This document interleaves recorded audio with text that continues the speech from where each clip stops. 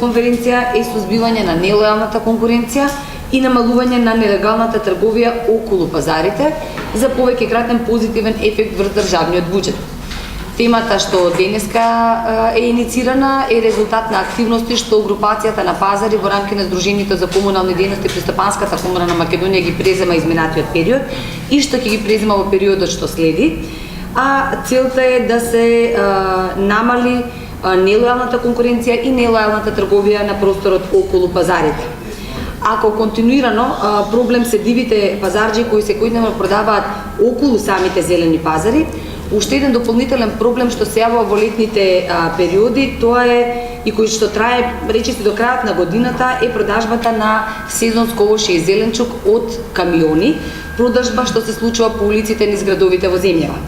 Имено само за информација, во Македонија има повеќе од 50 општини кои што имаат организатори на пазари, односно општини, градови каде што функционираат зелените пазари, со повеќе од 20.000 инсталирани тезги.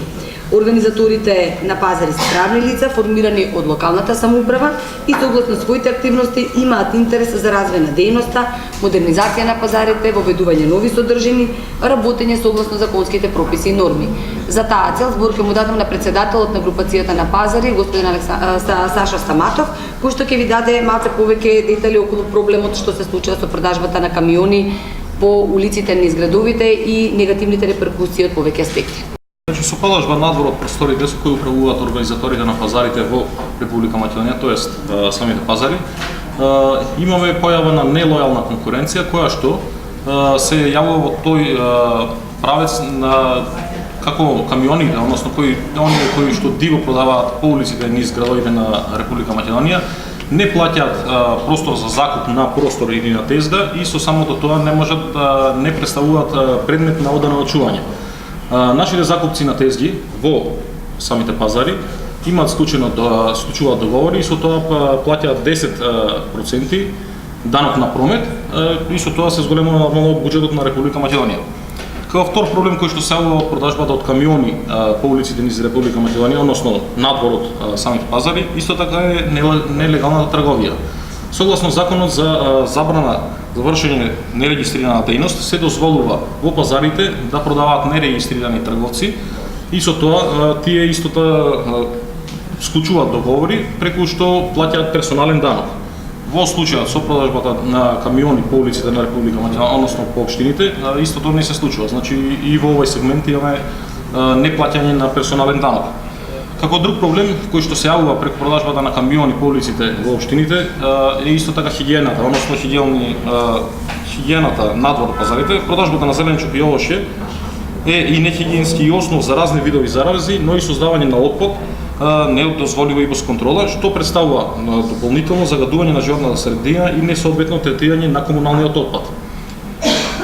Преќутното, како четврт проблем, преќутното одобрување на продажба надвор од пазарите всушност остава простор една мала група на граѓани кои што се водат како категорија на граѓани кои имаат потреба од помош и поддршка од државата и понатаму да ја обавуваат, односно остваруваат таа помош од државата како социјална категорија, а истите представуваат продаваат и создаваат и обезбедуваат самите на себе екзистенција. Добар ден на сите. Значи јас би се задржал околу засегнатите страни со извршување на нелегалната трговија која што се случува непосредно на просторите околу пазарите. Значи нелегална трговија се извршува и со поставување на секојдневни тезги, не само на камиони, туку поставување на еднодневни тезги околу пазарите. Значи едно од засегнатите страни представуваат самите организатори на пазарите. Со вршењето на нелегалната трговија надвор од пазарите се намалува нивниот приход. При текомното работење се намалуваат инвестициите, односно средствата за инвестиции и се отежнува работата при исправувањето со комуналниот отпад. Втора засегната страна представува легалните продавачи, односно закупците на тезги.